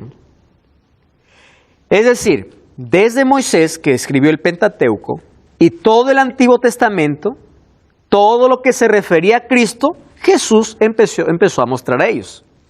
¿Quiénes daban testimonio de Cristo? Las Escrituras. ¿Correcto? Ahora, vamos al libro de San Juan capítulo 5. Juan capítulo 5, versículo 39. Miren lo que dice Juan 5, 39. Dice así: escudriñad las Escrituras, porque a vosotros os parece que en ellas tenéis la vida eterna, y ellas son las que dan testimonio. Otra versión dice: ellas son las que testifican acerca de mí. Muy bien. Entonces, cuando Dios habla, por ejemplo, para Juan, en el libro de Apocalipsis, capítulo 1, versículo 2 y versículo 9, dice: la palabra de Dios y el testimonio de Jesús. Quien testifica de Jesús. Entonces, comprendemos aquí, por medio de estos textos, que estos 2 testigos se refiere a la palabra de Dios en sus 2 testamentos. Ahora, yo quiero explicar un asunto interesante aquí. Para referirse acerca de los 2 testigos de Apocalipsis capítulo 11, existen diversas interpretaciones. Por ejemplo, una interpretación es que los testigos son Enoc y Elías, ¿verdad? Porque Enoc fue llevado por Dios y Elías también. 2 testigos dicen allí. Otros dicen que es Moisés. Mas vamos a ver en el contexto si realmente aplica para que nosotros podamos creer que ellos son los testigos. Hasta aquí, según las Escrituras, nos dice que la misma palabra de Dios es testigo fiel o es testimonio fiel acerca de Cristo. Hebreos 4:2 es un texto muy conocido. La palabra de Dios es viva y eficaz, cortante como espada de 2 filos, penetra, discierne los pensamientos y las intenciones del corazón. La Biblia es considerada también como una luz, ¿verdad? Como una lumbrera, en Salmo 119, 105. Y aquí dice el libro de Apocalipsis capítulo 11 que estos son 2 testigos, son 2 olivos y 2 candelabros que están en pie en la presencia de Dios. ¿Correcto? Un candelabro es la luz que ilumina. Ahora, dice que estos deberían testificar ¿por cuánto tiempo? Por 1260 días. Les explico. Ustedes recuerdan que en la cuarta iglesia y en el 4.º sello también ocurrió algo interesante. Voy a tomar la historia desde que Constantino cambió la sede del imperio para Constantinopla, que sucedió en el año 330 después de Cristo. El imperio romano empezó a debilitarse. A partir del año 352, tribus bárbaras significa extranjeras, de fuera, empezaron a minar el imperio romano. En el año 476, el Imperio Romano Occidental cae y es destruido en sus propias bases. No es que el Imperio Romano está en guerra y pierde una guerra, no, sino que las 10 tribus bárbaras tomaron posesión y dividieron el imperio. Y ahora ese Imperio Romano Occidental es lo que hoy conocemos como la Europa, ¿verdad? Como la Gran Europa. Ahora, de esas 10 tribus bárbaras, habían 3 tribus que eran arrianas. Arrianas es porque creían en Arrio, ¿correcto? Ellos tenían una creencia muy particular, lo vamos a ver en los próximos capítulos. Esas 3 tribus arrianas, cuando el emperador salió de escena, ¿quién quedó? El obispo. Y el obispo que estaba en Roma era llamado el padre de todos y ahí viene el papa, ¿correcto? Ahora, Roma, hasta el día final, hasta que Cristo venga, según la Biblia y según la profecía, no dejará de existir. Solamente Cristo lo destruirá cuando Él regrese. ¿Cómo es que Roma va a existir hasta el tiempo final? Porque cuando hablamos de Roma, hablemos de 2 fases del Imperio Romano. Roma imperial y aquel que subió al trono del emperador después que el emperador salió del escenario. ¿Quién ocupó el trono del emperador? El Papa. Entonces tenemos Roma imperial y Roma papal. En el año 533, Justiniano dio una orden diciendo que el Papa sería cabeza de todas las santas iglesias. Solo que el Papa tenía un problema serio. ¿Cuál era ese problema? Tenía 3 tribus bárbaras que estaban en contra de él. Los cérulos, los vándalos y los ostrogodos. Estas 3 tribus impedían que el gobierno papal pueda tener un alcance mayor. Allí comienzan las cruzadas y guerras papales, hasta que en el año 538 es destruida la última tribu bárbara. Según Daniel capítulo 7, cuando nace el cuerno pequeño, cuerno significa poder en profecía, dice que derriba a 3 otros cuernos. Proféticamente hablando entonces, cuando el poder papal tiene toda la autoridad, es cuando derriba a 3 tribus bárbaras. Cuando en el año 538 ya no tiene nada que le impida, entonces tiene la autonomía, tiene la autoridad y empieza a hacer lo que quiere. Y desde el año 538, miren la profecía ahora cómo cuadra, en los libros de historia también podemos ver, empieza el gobierno absoluto del Papa. ¿Por cuántos siglos? Por 12 siglos. ¿Cómo se conoce eso en la historia? Como la Edad Media. 1260 años, solo que esos 1260 años fueron de terror, fueron de oscuridad, fueron de paganismo, fueron de cualquier otra cosa menos de religión. Un poder diciéndose religioso empezó a matar a aquellos fieles de Dios a cual él los llamaba herejes. Allí surgió la Santa Inquisición y todo el asunto que nosotros ya hemos visto. Desde el año 538 hasta el año 1798, ¿cuántos años hay? ¿Por qué estoy tomando 1798?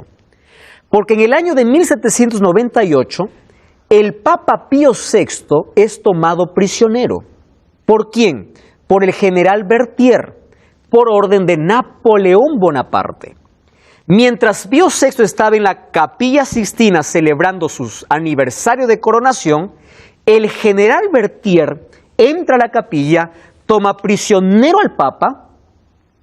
¿Y qué sucede? Lo toma prisionero y pierde todo su poder. Le quita absolutamente todo. Napoleón Bonaparte, cansado de tanto abuso y de tantos siglos de oscuridad, entonces dice, hasta aquí llegó este poder. 1798. Vamos a hacer una suma. 538. ¿Cuántos años han pasado para 1798? Solo tenemos que restar, ¿verdad? 1798 menos 538 nos da exactamente 1260 años. 1260 años. Ahora dice que los testigos estarían profetizando por 1260 días. Según Ezequiel 4:6 y Números 14:34, el texto que siempre mencionamos, en profecía un día equivaldría a un año. Entonces sería que 1260 años la palabra de Dios estaría testificando, pero habría un poder que oscurecería este testimonio. Presten atención. En la profecía de Daniel y de Apocalipsis existen 3 números proféticos, ¿correcto? 3 números que equivalen a un solo periodo. Primer número, tiempo, tiempos y la mitad de un tiempo. Tiempo representa un año, tiempos 2 años y la mitad de un tiempo medio año. ¿Está bien? Hay otro número que son 42 meses. Ustedes van a encontrar de aquí en los próximos capítulos, 42 meses. Y hay otro que dice 1260 días. Presten atención aquí. Tiempo, tiempos y la mitad de un tiempo, 42 meses o 1260 días es la misma profecía. Pero usted puede preguntar, ¿pero por qué? Si son diferentes fechas. Vamos acá entonces. Tiempo es un año, tiempo 2 años, mitad de un tiempo, mitad de un año. Tiempo, un año, ¿cuántos meses tiene? 12. 2 años, ¿cuántos meses tiene? Más 12, ¿cuánto es? Más 6, porque son medio año, 42. Es decir, 3 tiempos y medio es igual a ¿cuánto? A 42 meses. Es la misma profecía. Preste atención ahora. El calendario judío tenía 30 días. 42 por 30, ¿cuánto es? 1260. Entonces, estos 3 tiempos diferentes que se muestra en Daniel y Apocalipsis representa un solo periodo. 1260 años de hegemonía donde el Papa tenía la autoridad absoluta. 3 años y medio es igual a 42 meses, 42 meses es igual a 1260. Esta profecía va a volver a repetirse en los próximos capítulos, pero ya no con 1260, quizá con 42 meses o con tiempo, tiempos y la mitad de un tiempo. ¿Correcto? Ahora, durante ese tiempo, la verdad, por más que intentó ser destruida, no fue destruida. Porque hubieron muchos cristianos sinceros, como lo existe a través de toda la historia. Dios tiene un pueblo fiel. Un pueblo fiel. Y ese pueblo fiel era sincero a la palabra de Dios. Por ejemplo, encontramos los hugonotes, encontramos los valdenses, que ellos salieron siendo perseguidos de las ciudades, vivían en montañas y rocas. ¿Por qué? Porque querían ser fieles y sinceros a la palabra de Dios. Y querían escapar de ese poder. Ahora, en una de las escuelas valdenses se encontró esta versión o esta Biblia que ellos tenían. Porque ellos allí se separaban al campo para poder tener más contacto con la naturaleza y con la palabra de Dios. Es interesante cómo Dios preservó su palabra, por más de que siempre trataron de destruirla. Versículo 6, miren, capítulo 11, versículo 6. Vamos a ver qué más hacen estos 2 testigos. Dice así: estos tienen poder para cerrar el cielo a fin de que no llueva en los días de su profecía. Tienen poder sobre las aguas para convertirlas en sangre y para herir la tierra con toda plaga cuanto quieran. Ahora, vamos a repasar un poquito ese asunto. ¿Ustedes recuerdan cuando el cielo fue cerrado por 3 años y medio? Cuando Elías habló al profeta, no al profeta, al rey Acab. Le dijo, de aquí no más lluvia, 3 años y medio, hasta que yo diga. Dice, estos tienen poder. Ahora yo les hago una pregunta y quiero que me respondan aquí. ¿Era la palabra de Elías o era la palabra de Dios lo que cerró el cielo? Era Dios hablando por medio del profeta. Cuando Dios le manda a Moisés y manda la primera plaga para Egipto, ¿en qué consistía? En que el río se convertía en sangre. ¿Era la palabra literal de Moisés o era la palabra de Dios mediante Moisés que hizo el agua en sangre? ¿Era el poder humano o el poder divino? Era el poder divino. Era la palabra de Dios. Es la palabra de Dios que tiene poder para crear, recrear y también para castigar. ¿Ustedes recuerdan que en Apocalipsis se presenta a Dios como el que tiene la espada de 2 filos? ¿Por qué? Porque su palabra tiene poder Y Él lucha y vence, no físicamente, sino ¿cómo? Con el poder de su palabra. ¿Correcto? Es su palabra que tiene poder. Su palabra tiene poder para convertir el agua en sangre, para hacer que no pueda llover y para poder herir con cualquier suerte de plagas. Ahora, lo más curioso de todo es este asunto. Miren, capítulo 11, versículos 7 y 8. Dice así: cuando hayan terminado de dar testimonio, presten atención aquí, la bestia que sube del abismo, ¿no les hace esto conocido? Bestia que sube del abismo. ¿Recuerdan ustedes en una de las 7 trompetas que una grande estrella cayó a dónde? A la tierra. Y después que del abismo, ¿qué cosas subieron? Humo. ¿Y qué más subían? Escorpiones. No, langostas. Correcto. Muy bien. La bestia que sube del abismo hará guerra contra ellos. Ahora, el diablo nunca hace una guerra literal como Satanás. Él usa instrumentos, ¿verdad?, humanos para hacer guerra. A través de instrumentos humanos persiguió al pueblo de Dios, a través de instrumentos humanos persiguió a la Biblia, a través de instrumentos, usa instrumentos humanos. Solo que con el poder de esta bestia, bestia en profecía significa poder. No es un término despectivo. Hoy en nuestro idioma puede significar bestia un término muy despectivo. Bestia es poder. Este poder que sube del abismo hará guerra contra ellos. ¿Contra quién?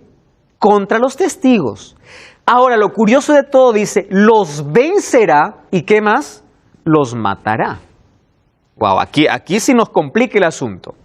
Y sus cadáveres yacerán en la calle de la gran ciudad. No menciona el nombre. ¿Está? Simbólicamente se llama Sodoma y Egipto, donde también su Señor fue crucificado. ¿Cómo es esto? Aquí se equivocó Juan en escribir. ¿Dónde fue crucificado el Señor o Jesús? ¿Dónde fue crucificado? En Jerusalén. No fue en Sodoma ni en Egipto. Número 2. Sodoma ya no existía, porque Sodoma fue destruida. En el capítulo 19 del libro de Génesis, Sodoma solamente es historia. Egipto también desapareció. Ahora dice que los cadáveres yacerán en la calle de la gran ciudad, pero no nos dice qué ciudad. Dice gran ciudad. La palabra clave de todo este texto es esta: simbólicamente. La que simbólicamente se llama Sodoma y Egipto. Y allí también su Señor fue crucificado. ¿A qué representan estas dos ciudades?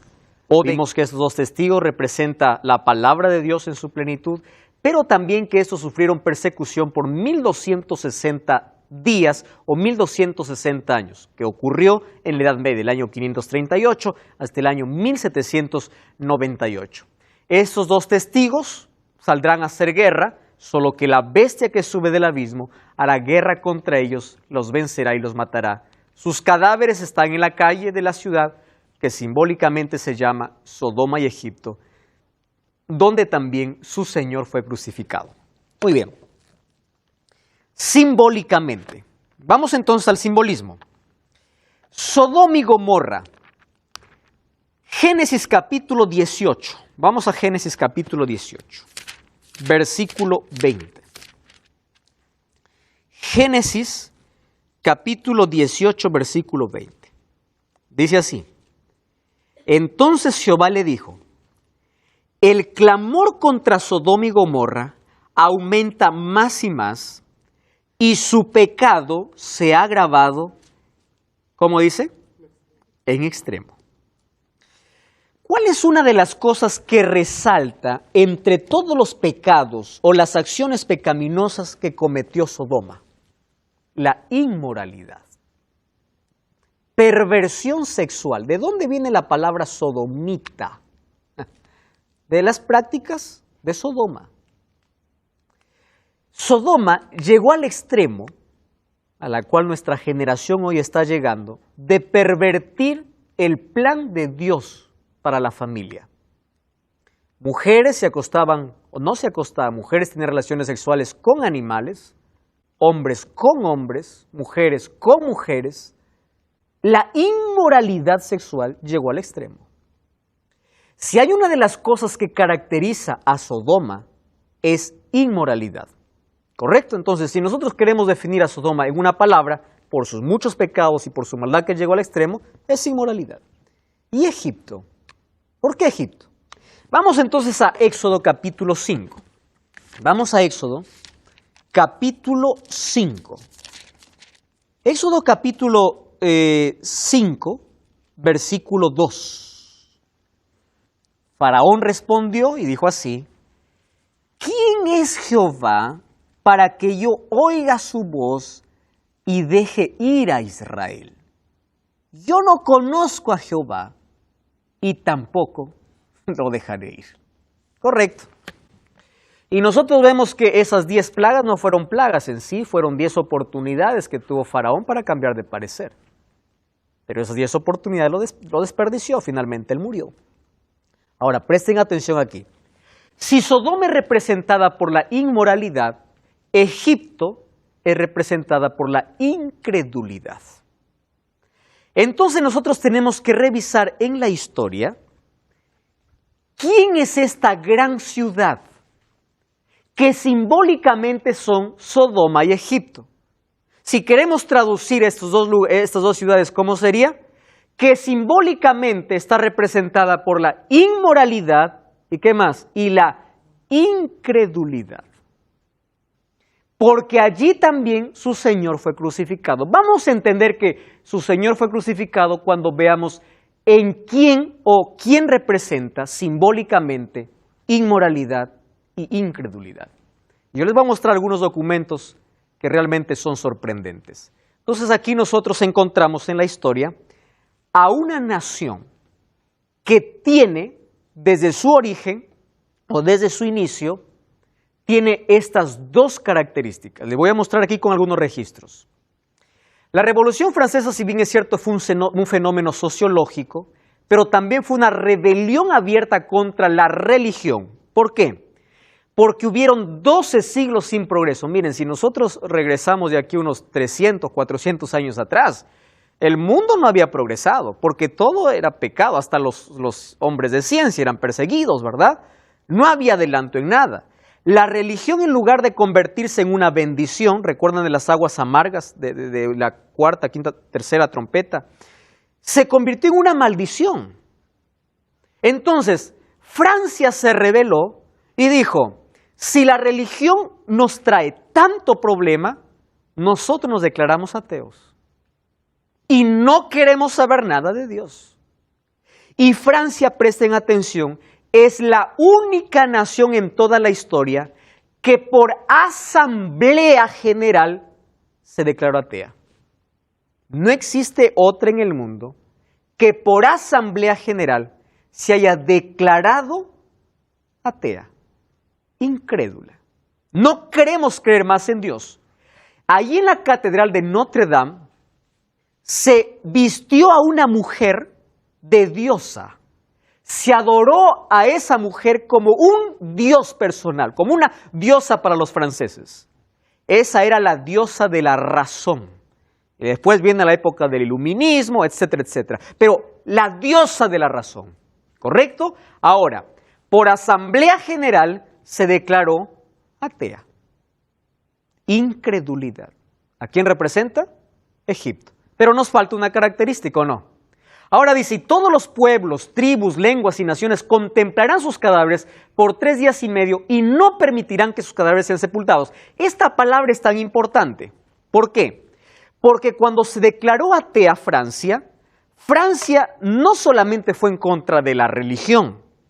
Francia empezó a quemar todas las Biblias en plena plaza pública. La Biblia no solamente ahora fue perseguida, sino también fue quemada. Y la religión fue declarada muerta. No solo la religión, la Biblia fue declarada muerta en Francia. Literalmente fue quemada en plena plaza. Ahora, ¿qué cosa aconteció? dice que allí su Señor sería crucificado. Solo que Jesús ahora no sería crucificado literalmente porque Él fue crucificado en Jerusalén, sino sería crucificado mediante ¿quién? Mediante sus seguidores. Una vez más Cristo sufriendo en sus seguidores. Y nosotros ya vimos lo que existió, ¿verdad? Allí vimos como Francia en el día de San Bartolomé mató a más de 70,000 cristianos. Allí es donde miles de cristianos dieron su vida. Ahora, fíjense este texto. La profecía se cumplió con precisión en la historia de Francia. 3 años y medio es conocido como el reinado de terror de la Revolución Francesa. Este periodo empezó el 26 de noviembre de 1793, cuando Francia, por decreto de Asamblea Legislativa, declaró: no hay Dios. Eso fue motivo de regocijo para todos sus habitantes, pero duró poco. ¿Cuánto duró? 3 años y medio. Hasta el 17 de junio de 1797, porque la nación cayó en un caos, totalmente. Luego tuvieron que permitir la religión. ¿Por qué es una de las naciones más incrédulas? O porque ella se declaró por voto legislativo atea, que Dios no existe. Ahora, presten atención a eso. Miren lo que hizo Francia. Y aquí vamos a ver, vamos a descubrir si se compara también con Sodoma. Ejemplares de la Biblia fueron quemadas y la Biblia fue considerada muerta. Eso ya mencionamos. Número 2. Las iglesias fueron cerradas. Se prohibió la adoración a Dios por decreto de asamblea, que era el cuerpo legislativo de Francia. Número 3. Presten atención aquí. Decidieron que la semana, yendo en contra no solamente de la Biblia, en contra de Dios, la semana sería de 10 días, ¿correcto? Y el día de descanso fue abolido. Y en su lugar se consagraba un día cada 10 para la orgía y la blasfemia. Anulamos la semana de 7, colocamos una de 10, claro, porque si Dios no existe, vamos en contra de todo lo que Dios hizo. ¿Ah? Vamos en contra de cualquier plan de Dios. Y cada 10 días va a haber un día declarado para la orgía y blasfemia. No era lo que hizo Sodoma. Sodoma y Egipto. Se negó abiertamente a la existencia de Dios. Una mujer inmoral, fue denominada Dios de la razón y las personas debían adorarla, y quedó prohibido todo tipo de culto religioso. Ahora, Apocalipsis 11:10. Miren lo que dice. Este texto realmente es importante. 11:10. Dice así: los habitantes de la tierra se regocijarán sobre ellos. ¿Sobre quiénes? Sobre los cadáveres. Se alegrarán y se enviarán regalos. La palabra enviar regalos significa festejar los unos a los otros, porque estos dos profetas, dice aquí, habían atormentado a los habitantes de la tierra. Ahora presten atención aquí. Ustedes se acuerdan que cuando Jesús se fue a Gadara y encontró a 2 endemoniados, los gadarenos le dijeron: ¿por qué vienes a atormentarnos antes de tiempo? ¿Por qué nos atormentas? Ahora les pregunto, ¿la palabra de Dios es un tormento? Sí es un tormento para aquel que rechaza.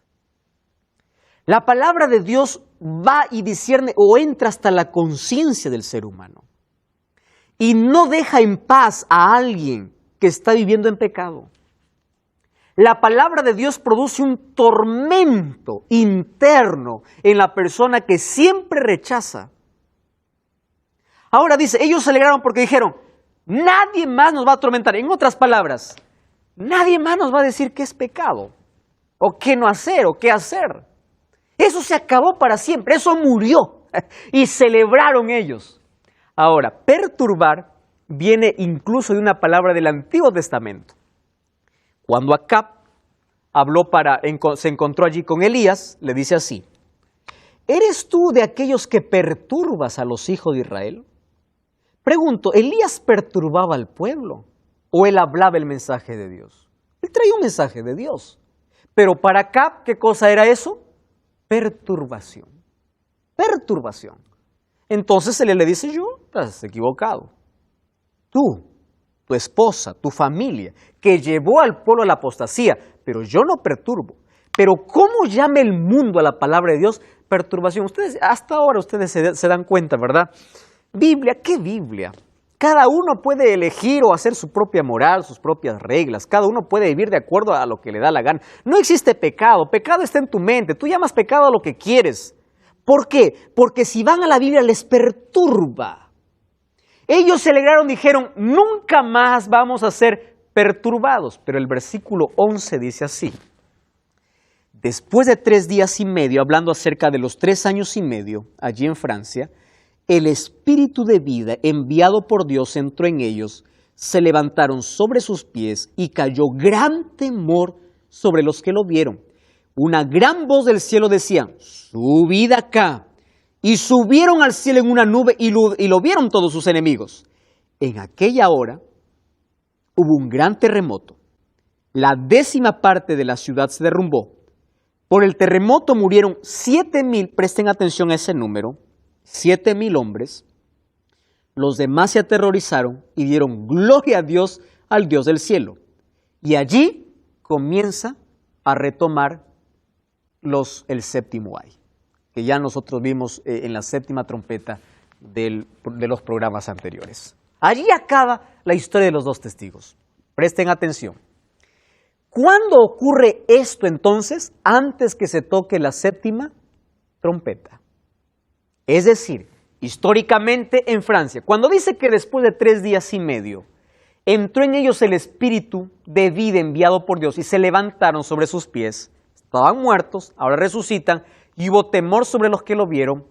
Entonces oyeron una voz que le decía, ven acá, subieron allí en una nube, los enemigos lo vieron, hubo un gran terremoto y algunos se aterrorizaron, otros dieron gloria a Dios. Nosotros encontramos que después que la Biblia fue declarada muerta, después de esa revolución, después de haber negado abiertamente a Dios, incluso esas mismas personas que negaron fueron testigos ¿de qué? Del resurgimiento de la palabra de Dios. El diablo primero quiso quitar la Biblia de nuestras manos. No lo consiguió. Porque cuando el mundo consideraba que estaba muerta, en el año de 1804, fíjense, justo después de esta revolución, aparece la Sociedad Bíblica Británica, la Sociedad Bíblica Americana, y hoy tenemos otras sociedades. Antes de 1804, la Biblia había sido impresa y distribuida en apenas 15 lenguas. Hasta el año 2012 ya fueron registradas publicaciones de texto bíblico en más de 2.500 lenguas diferentes. ¿No es una resurrección de 15 para 2.500? Cuando fue declarada muerta, entonces Dios levantó y exaltó su palabra. Terremoto es usada repetidas veces para escribir agitación, perturbación que caracteriza al mundo antes de la segunda venida. Sin embargo, esas 7,000 personas, presten atención acá, ¿ustedes se acuerdan cuando Elías estaba en una cueva, estaba el hombre deprimido, estaba corriendo de Jezabel que le había amenazado a muerte? Y Dios le dice, ¿qué haces aquí, Elías? Le dice, tengo vivo celo por Jehová, han matado a todos los profetas y solo yo he quedado, le dice, ¿no? Entonces Dios le dice, estás equivocado, Elías, porque aún hay 7,000 que no han doblado sus rodillas ante Baal. ¿Cuántos? 7,000. ¿Significa que existían un número exacto de 7,000 personas? No. 7, ¿qué cosa era? Perfección y plenitud. Ahora, 7,000 personas ahora está representando de manera contraria. Si habían 7,000 elegidos, ahora las 7,000 personas representan la totalidad de esos incrédulos endurecidos, en contraste con Primera de Reyes capítulo 18, versículo 19. Ahora, Dios preservó milagrosamente su palabra. Miren, esto es algo importante. La Biblia que nosotros tenemos en nuestra mano ha pasado por muchas cosas para que llegue hasta nosotros. La Biblia fue quemada, fue perseguida. La Biblia primero fue destruida. El diablo quiso destruir todo su contenido. ¿Está bien? Todo su contenido. El diablo vio que eso no funciona, porque por más que la quemó, resucitó. Número 2. El diablo tiene un segundo ataque contra la Biblia. ¿Saben cuál es el segundo ataque? Ya no la persiguió, ahora la difamó. Y se levantaron hombres de la alta crítica diciendo, esto es un libro de fábulas. Esto no existe. ¿Milagros? ¿Qué milagros? Esto es fábula. Estos son cuentos. Esto es para gente ignorante, para gente inculta. Y la Biblia fue ya no perseguida, sino difamada. Hasta que Dios levantó arqueólogos, levantó hombres de ciencia para comprobar que la Biblia es un libro real. El diablo no consiguió difamándola. Y el diablo tiene un tercer ataque si es el efectivo. Primero la persiguió, luego la difamó. Pero ¿saben cuál es su tercer ataque y su tercer intento? Es que ahora podemos tener todos una Biblia en casa, pero no tenemos tiempo para leerla. Y ese método se llama el método de distracción. Primero es persecución, difamación y ahora es distracción. Existe cualquier otra cosa que siempre se sobrepone a la palabra de Dios. Yo ya pregunté a muchas personas diciendo, ¿por qué haces lo que haces? ¿Por qué crees en lo que crees? ¿Tiene una base bíblica? ¿Tiene un sustento bíblico? No, dice, pero así dicen, así predican, así dice el líder, así dice el pastor, así dice el cura, así dice el sacerdote, así dice. ¿Cómo que así dice? Tienes que decir, así dice Dios, así dice la Biblia. Y hay tanta gente que llena templos, pero tiene el corazón vacío. Tenemos tanta gente vacía, que va solamente por un momento de sensaciones, mas no para tener un encuentro con la palabra de Dios. Este libro es un milagro de Dios allí en tus manos. Ábrelo, léelo. Una Biblia empolvada significa que tienes el corazón sucio. Limpia la Biblia, léelo todos los días. Y si tú destruyes la Biblia por tanto leer, una Biblia destruida significa que tienes una vida construida en Dios. Pero abre la palabra de Dios, que tu fundamento, que tus creencias, que tu vida tenga un sustento bíblico. Así dice Dios. Este es un momento para tomar una decisión por Cristo. Cristo dejó su palabra para que sea la base, para que sea tu fundamento de todas tus creencias y de tu fe. La palabra de Dios no está en vano en nuestras manos. La palabra de Dios tiene que ser predicada, tiene que ser proclamada en su plenitud, así como Dios quiere que se haga. Y hoy yo quiero invitarte para que a partir de hoy tú puedas iniciar un plan de estudio de la Biblia. Hoy, no mañana, hoy. Termina este programa y empieza a leer la Biblia. Necesitas que te ayudemos para estudiar la Biblia. Solicita un curso bíblico. Nosotros te vamos a hacer llegar hasta donde tú estás. Pero vamos a estudiar la palabra de Dios. Vamos a llenar nuestro corazón de fe, no de sensaciones, no de emociones. Hay gente que busca solo emociones. Hay gente que busca solo sensaciones en una iglesia. Busca la palabra. Veo tantas iglesias llenas de shows, llenas de griteríos, llenas de tantas cosas donde se habla de cualquier cosa menos de la palabra. Es hora de salir de esa confusión.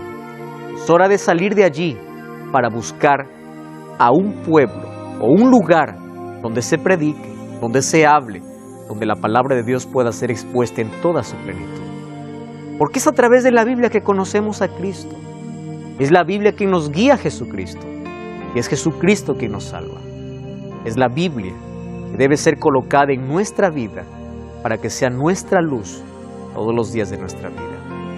Hoy vamos a hacer una oración especial para que Dios nos enseñe cada día a dedicar un tiempo especial para que su palabra pueda estar en nuestro corazón. David decía, en mi corazón he guardado tu palabra para no pecar contra ti. Oramos, querido Dios. Gracias porque tu palabra llegó a nuestras manos como un milagro. ¿Cuántos tenemos una Biblia en casa como adorno? Está empolvada, la usamos de vez en cuando, una vez por semana. No tenemos contacto, no tenemos relación y por consecuencia tenemos una religión vacía, una vida vacía, una vida de tormento, una vida de desánimo. porque no tenemos poder, no nos fortalecemos en tus promesas. Nuestra cabeza está llena de cualquier otra cosa menos de tu palabra. Y a partir de hoy queremos tomar la firme decisión de poder obedecer tu palabra, de poder dejarnos ser guiados por ella.